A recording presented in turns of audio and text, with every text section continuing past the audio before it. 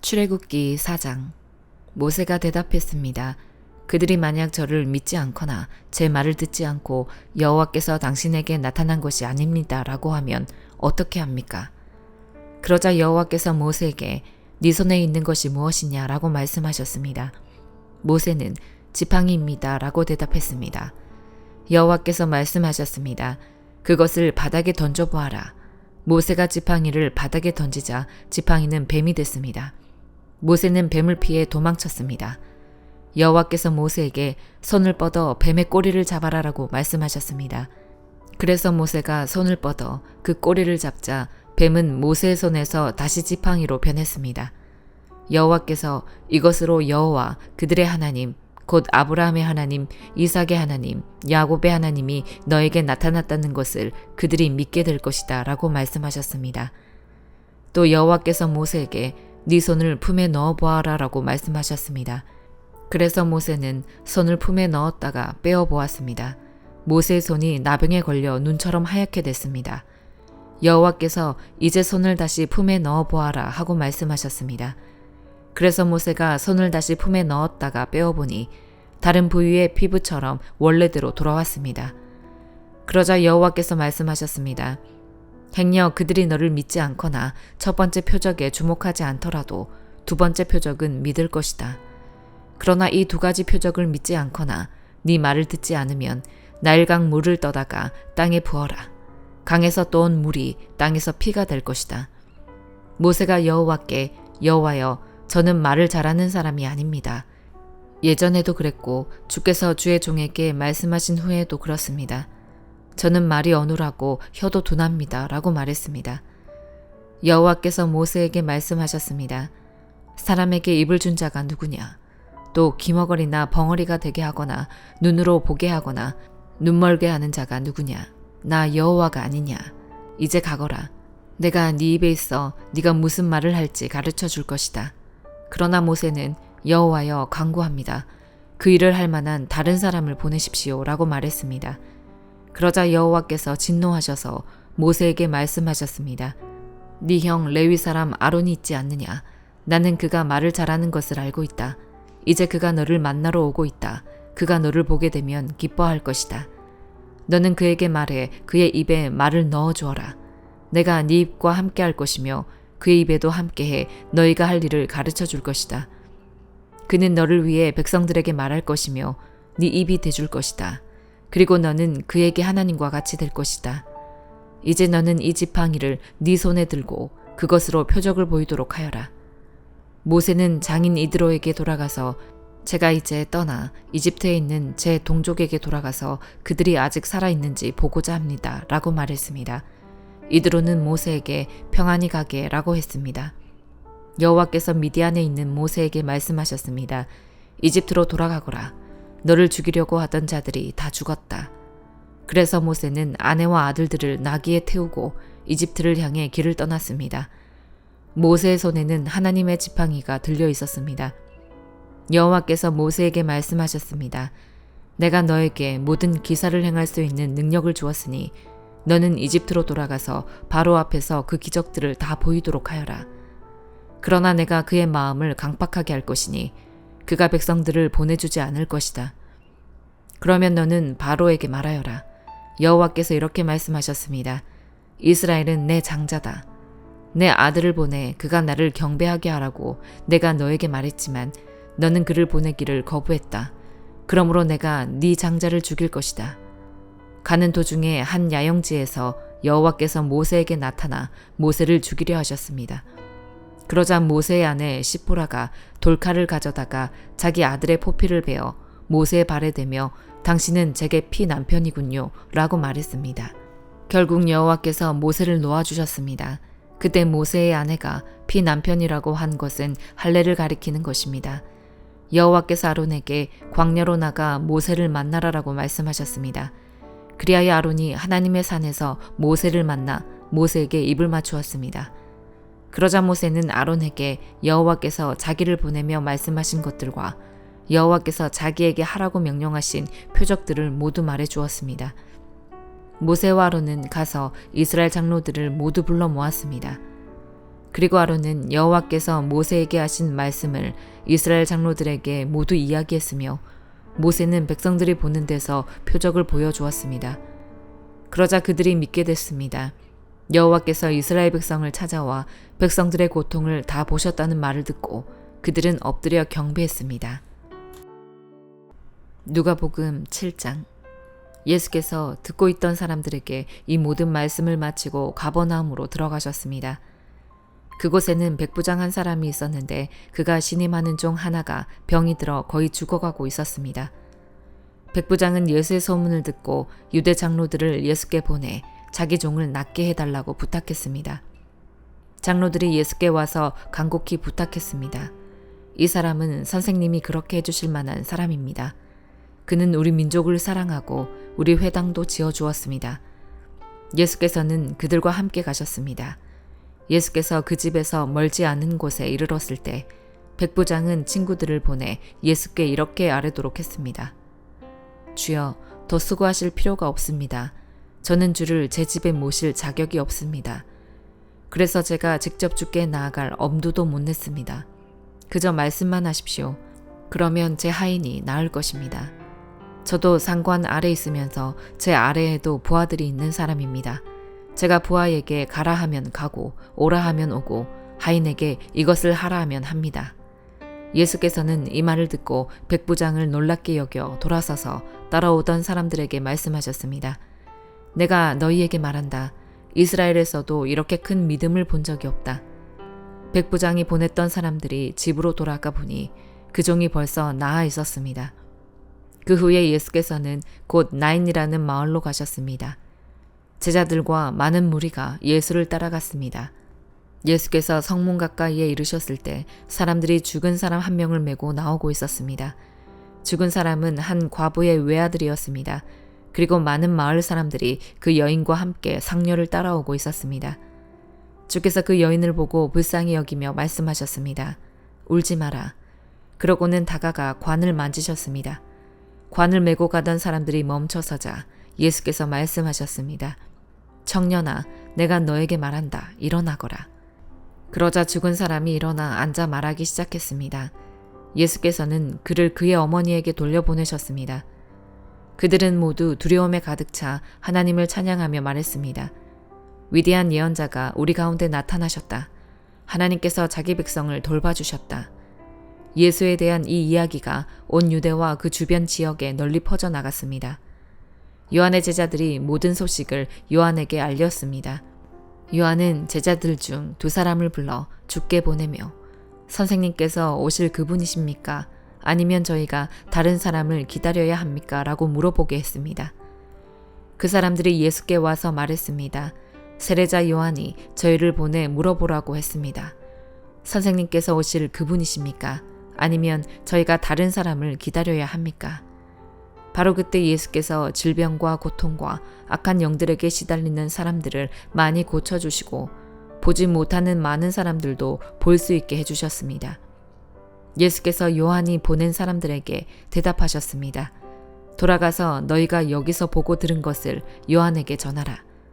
보지 못하는 사람이 다시 보고 다리를 저는 사람이 걷고 나병 환자가 깨끗해지며 듣지 못하는 사람이 듣고 죽은 사람이 살아나고 가난한 사람들에게 복음이 전파된다고 하라.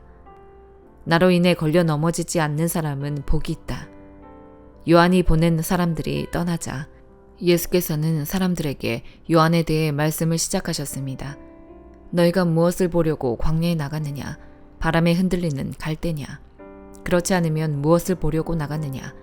좋은 옷을 입은 사람이냐? 아니다. 화려한 옷을 입고 사치에 빠져 사는 사람은 왕궁에 있다. 그러면 무엇을 보려고 나갔느냐? 예언자냐? 그렇다.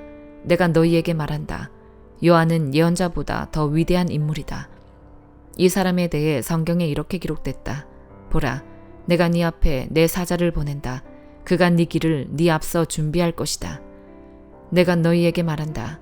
여인에게서 난 사람 중에 요한보다 더 큰 사람은 없다. 그러나 하나님 나라에서는 가장 작은 사람이라도 요한보다 더 크다. 요한의 설교를 들은 사람들과 심지어는 세리들도 요한의 세례를 받았고 하나님이 의로우신 분임을 드러냈습니다. 그러나 바리새파 사람들과 율법학자들은 요한에게 세례를 받지 않았고 자기들을 향한 하나님의 계획을 물리쳤습니다.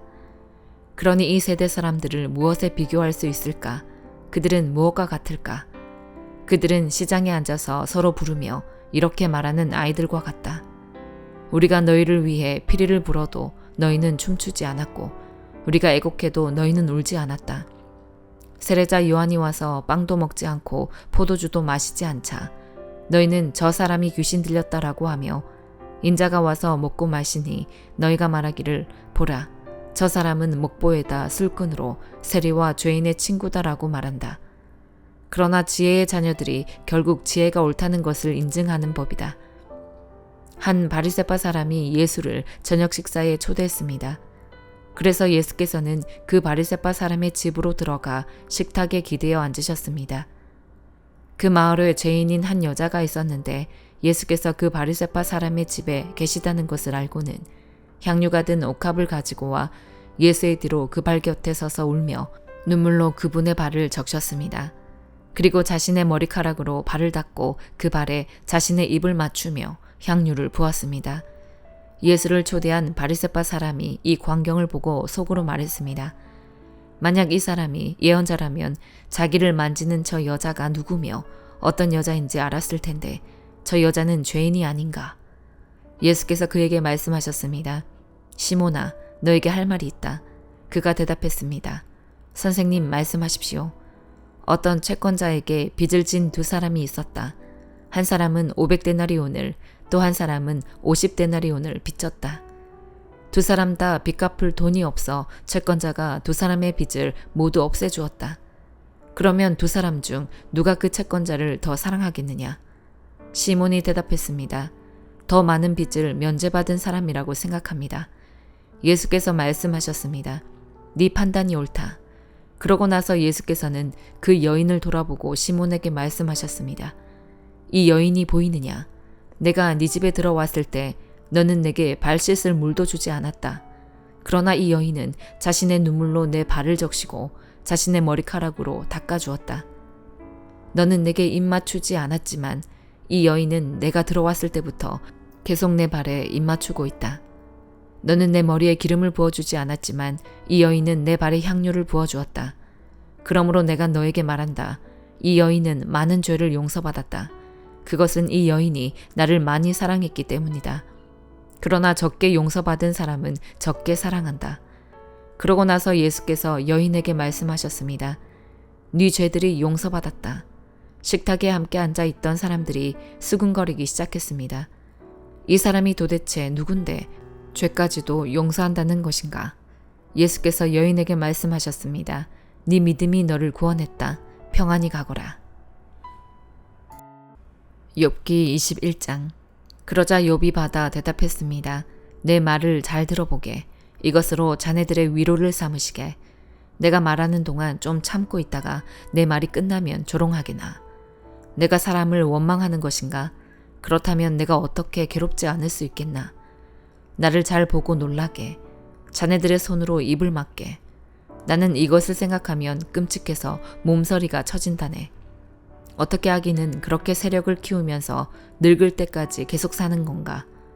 그들의 눈앞에서 그 자식들이 그들과 함께 굳건히 서고 그 자손들도 그렇게 되면서 말일세.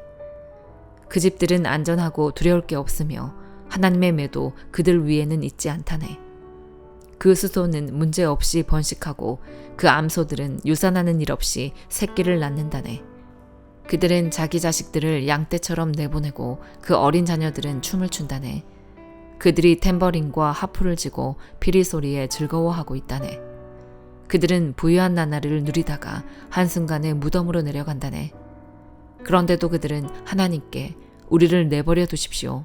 우리는 당신의 길을 알고 싶은 마음이 없습니다. 전능자가 누구이기에 우리가 그를 섬겨야 합니까? 그에게 기도해서 얻을 게 무엇입니까? 라고 말한다네. 그들의 복이 그들의 손에 있지 않으며 악한 사람들의 계획은 내게서 멀다네. 그런데 악인의 등불이 꺼지는 일이 몇 번이나 있었는가?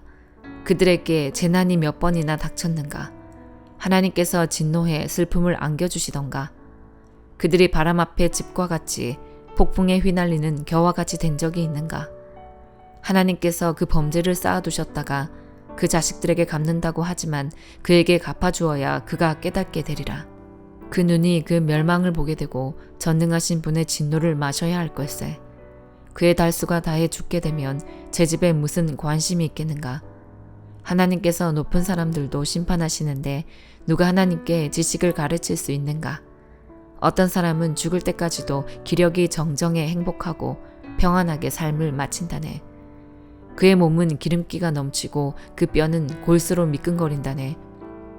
그런데 어떤 사람은 좋은 것을 누린 적이 없이 죽을 때도 고통 가운데 죽는다네.